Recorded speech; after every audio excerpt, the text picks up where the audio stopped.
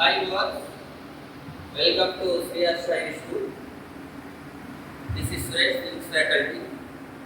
జనరల్గా మనం ఈరోజు ఏం చేద్దామంటే సిలబస్ ఎనాలిసిస్ వేటికి సంబంధించిందంటే ఎస్ఎస్సి, ఆర్ఆర్బి ఈ 2 ఎగ్జామ్స్లో ఫిజిక్స్ పార్ట్ ఏ విధంగా ఉంటుంది అనే దాన్ని చూసే ప్రయత్నం చేద్దాం. చాలామంది ఏంటి అంటే చాలా బుక్స్ చదువుతూ ఉంటారు ఈ సిలబస్ కోసం. తర్వాత నెక్స్ట్ చేసే మిస్టేక్ ఏంటంటే వ్యాస్ట్ డేటా చదువుతూ ఉంటాం. అందుకే మనం ఏం చేయాలంటే సింప్లిఫై చేయాలి. ఈ డేటాని ఏ విధంగా సింప్లిఫై చేస్తాము అంటే మీరు ఎప్పుడైనా గుర్తుపెట్టుకోండి, these 2 boards are conducting the exams based on the NCERT. అది ఫస్ట్ మనకి తెలియాలి. ఎన్సీఆర్టీ బుక్స్ నుంచి మాత్రమే తీసుకుంటాడు. అందుకే మనం ఫస్ట్ చేయాల్సింది ఏంటంటే ఎన్సీఆర్టీ సిలబస్ దగ్గర పెట్టుకోవాలి. ఇక్కడ ఈ బోర్డు అయినా కావచ్చు లేదా ఆర్ఆర్టీ బోర్డు అయినా కావచ్చు, ఎన్సీఆర్టీ బుక్స్ బేస్ చేసుకొని ఇస్తూ ఉంటాడు. అది లెవెల్ అనేది 10th క్లాస్ లెవెలా +2 లెవెలా అనేది మనం రాసే ఎగ్జామ్ని బట్టి ఉంటుంది. ఇప్పుడు మనం ఏం చేద్దామంటే రైట్ ఎస్ఎస్సి సిహెచ్ఎస్ఎల్ ఒకటి, సిహెచ్ఎస్ఎల్, అదేవిధంగా ఆర్ఆర్బి స్టేజ్ 1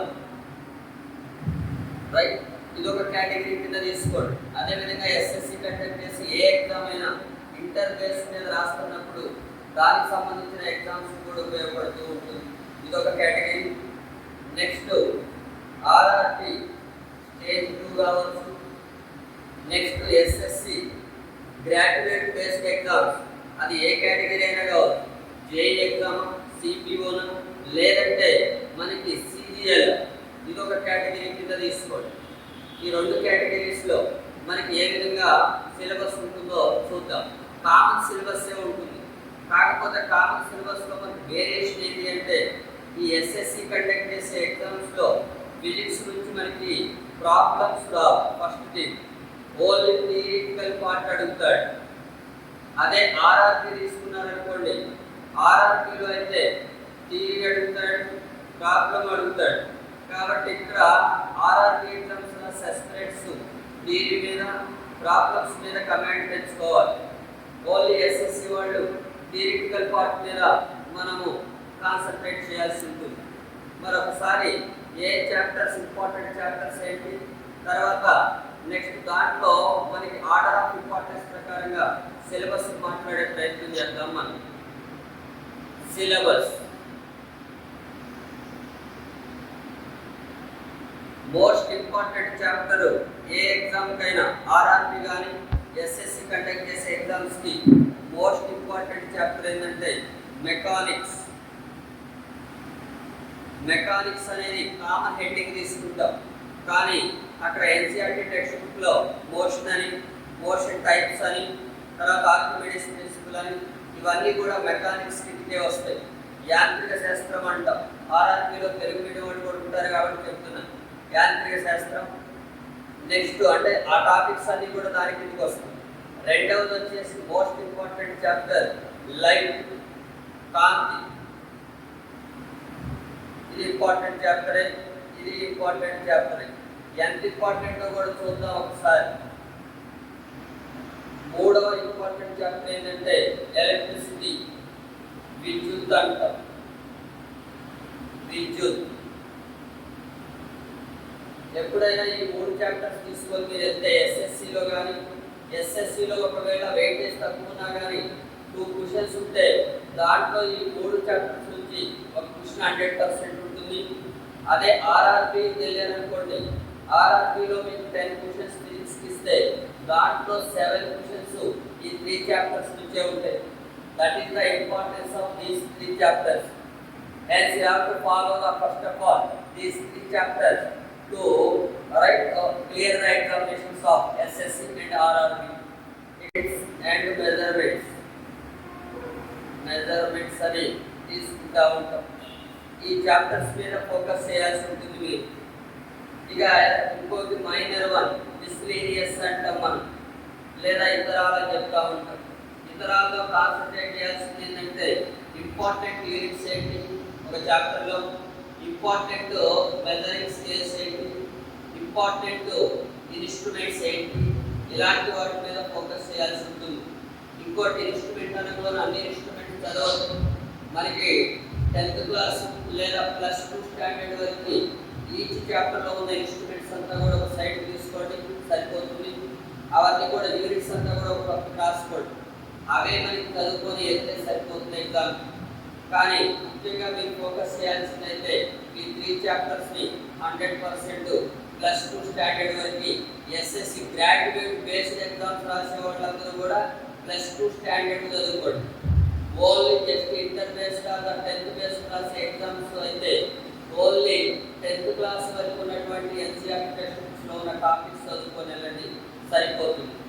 ఎందుకు సార్ గ్రాడ్యుయేట్ లెవెల్ ఎగ్జామ్స్ ఏంటంటే +2 స్టాండర్డ్లో కొంచెం డిఫికల్టీ లెవెల్ పెరుగుతుందంటే, కానీ టాపిక్స్ మాత్రం సేమ్.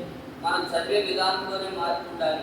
అది +2 స్టాండర్డ్ వరకు ఎక్స్టెండ్ చేసుకున్నామా లేదా 10th వరకు ఎక్స్టెండ్ చేసుకున్నామా అనే దాన్ని బట్టే మనకి సిలబస్ స్టడీ అనేది ఉంటుందన్నమాట. అందుకే ఈ 3 చాప్టర్స్ ఫస్ట్ మీరు చేయాల్సింది ఏంటంటే right only inter based exams attend అయితే ఓన్లీ 10th క్లాస్ వరకు చదవండి.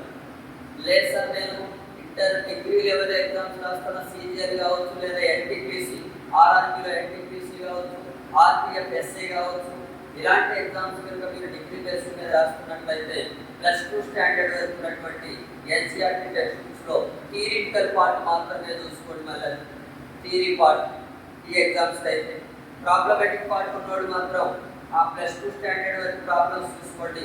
ఒకవేళ ఫిజిక్స్లో ప్రాబ్లమ్స్ స్టేజ్ 2లో కూడా ఇస్తూ ఉంటాడు. బేసిక్ సైన్స్ అండ్ ఇంజనీరింగ్ అని చెప్తూ ఉంటాం. ఏఎల్పి స్టేజ్ 2 కావచ్చు, లేదంటే మనకి ఆర్ఆర్పి టెక్నీషియన్ గ్రేడ్ 1 సిగ్నల్ వీటన్నిటికీ కూడా మనకి బేసిక్ సైన్స్ అండ్ ఇంజనీరింగ్ ఉంటుంది. దాంట్లో +2 స్టాండర్డ్ వరకు ఉన్నటువంటి ఫిజిక్స్ మొత్తం చదవాలి. అంటే ఇంటర్ ఫిజిక్స్ మొత్తం కూడా కాదు, అక్కడ ఆల్రెడీ సిలబస్ ఇచ్చాడు మనకి. ఆ సిలబస్ షీట్లో ఉన్నటువంటి హెడ్డింగ్స్ మనకి ఎన్సీఆర్టీ బుక్స్లో ఎక్కడెక్కడ ఉన్నాయో టిక్ చేసుకొని చదవండి, అప్పుడు సరిపోతుంది అన్నమాట. ఓకే, ఒకసారి మీకు బేసిక్ ఐడియా వచ్చి ఇప్పుడు కంక్లూజన్ తీసుకొస్తున్నా చూడండి. SSC right 10th inter base చదివేవాడు ఎగ్జామ్స్ రాసేవాడు, ఆర్ఆర్బీలో కూడా అదే పరిస్థితి. ఈ క్వాలిఫికేషన్స్ మీద రాసే వాళ్ళందరూ కూడా 10th క్లాస్కు ఎన్సీఆర్టీ టెక్స్ట్ బుక్స్ చదవాలి. ఎన్సీఆర్టీ టెక్స్ట్ బుక్స్ చూసుకోండి. కాకపోతే ఆర్ఆర్బీ వాళ్ళు థియరీ ప్లస్ ప్రాబ్లమ్స్ మీద ఫోకస్ చేయండి, ఎస్ఎస్సి వాళ్ళు ఓన్లీ థియరీ మీద ఫోకస్ చేయండి, సరిపోతుంది. తర్వాత గ్రాడ్యుయేట్ క్వాలిఫికేషన్స్ మీద ఎస్ఎస్సి కావచ్చు, ఆర్ఆర్బీ కావచ్చు, వీటికి రాసేవాళ్ళు మాత్రం ఖచ్చితంగా +2 స్టాండర్డ్లో ఉన్నటువంటి థియరీ పార్ట్ని చూసుకొని వెళ్ళాల్సి వస్తుంది. ఓకేనా? అదే ఆర్ఆర్బీ వాళ్ళు అయితే థియరీ ప్లస్ ప్రాబ్లమ్స్ చూడాలి. ఓన్లీ ఎస్ఎస్సి వాళ్ళు అయితే ఈ లెవెల్లో ఉన్నటువంటి థియరీ మీరు తీసుకుంటే సరిపోతుంది అన్నమాట. ఇలా ప్రిపేర్ కాండి. అంతేగాని మార్కెట్లో ఏ బుక్స్ పడితే ఆ బుక్స్ మీరు చదవాల్సిన పని లేదు. ఎందుకంటే మనకి మార్కెట్లో ఉన్న కమర్షియల్ బుక్స్ ఒక 100-200 ఇన్స్ట్రుమెంట్స్ ఇస్తాడు, ఒక 100-200 యూనిట్స్ ఇస్తాడు. వీటన్నిటిని మీరు గుర్తుపెట్టుకొని ఇబ్బంది పడుతూ ఉంటారన్నమాట. మనం చేయాల్సిన పని ఓన్లీ రైట్ +2 స్టాండర్డ్ బుక్స్ వరకు దగ్గర పెట్టుకొని ఇన్స్ట్రుమెంట్ ఒక సైడ్, యూనిట్స్ ఒక సైడ్ రాసుకోండి. అదే మనకి మిస్లీనియస్ కిందకి వెళ్ళిపోతుంది, సరిపోతుంది అంతవరకు. ఇక మిగిలినంత కోర్ సబ్జెక్ట్ అడుగుతూ ఉంటాడు. కోర్ సబ్జెక్ట్ అంటే దాంట్లో ఉన్నటువంటి అప్లికేషన్స్ మీద ఫోకస్ చేయండి. థియరీ ఎగ్జామ్స్ రాసేవాడు అంటే థియరిటికల్ పార్ట్ మీద కాన్సన్ట్రేట్ చేసేవాళ్ళు అప్లికేషన్స్ మీద దాని మీద ఫోకస్ చేయాల్సి ఉంటుంది. అంటే వర్కింగ్ ప్రిన్సిపల్ ఆఫ్ రిఫ్రిజిరేటర్స్ కావచ్చు, వర్కింగ్ ప్రిన్సిపల్ ఆఫ్ హైడ్రోమీటర్, లాక్టోమీటర్స్, అంటే ఆర్కిమెడిక్స్ ప్రిన్సిపల్, పాస్కల్స్ లా, ఇలాంటి అన్నమాట. అంటే ఫిజిక్స్ లాస్ మీద ఉన్న అప్లికేషన్స్ని మీరు ఎక్కువగా ఫోకస్ చేయండి అన్నమాట, సరిపోతూ ఉంటుంది. ఇది జనరల్గా ఎస్ఎస్సి వాళ్ళు, ఆర్ఆర్బీ వాళ్ళు ఫాలో కావాల్సిన సిలబస్ స్ట్రక్చర్ రైట్. మొత్తానికి అయితే ఎన్సీఆర్టీ చేస్తే 10th బేస్డా ఇంటర్ బేస్డా అనే దాన్ని మాత్రమే మీరు ఫోకస్ చేసుకొని ముందుకెళ్తే మనం ఈ 2 ఎగ్జామ్స్లో వచ్చినటువంటి వెయిటేజ్ తక్కువ ఉన్నా ఎక్కువ ఉన్నా కానీ మనం గెయిన్ చేయడానికి అవకాశం ఉంటుందండి. Okay, thank you. 5th chapter ఏంటి సార్ అని అడిగితే సౌండ్ అంటే ధ్వని అంటాం, హీట్, ఉష్ణం. నెక్స్ట్ వచ్చేసి 6th వన్ వచ్చేసి ఏ చాప్టర్ సార్ అంటే మ్యాగ్నెటిజం,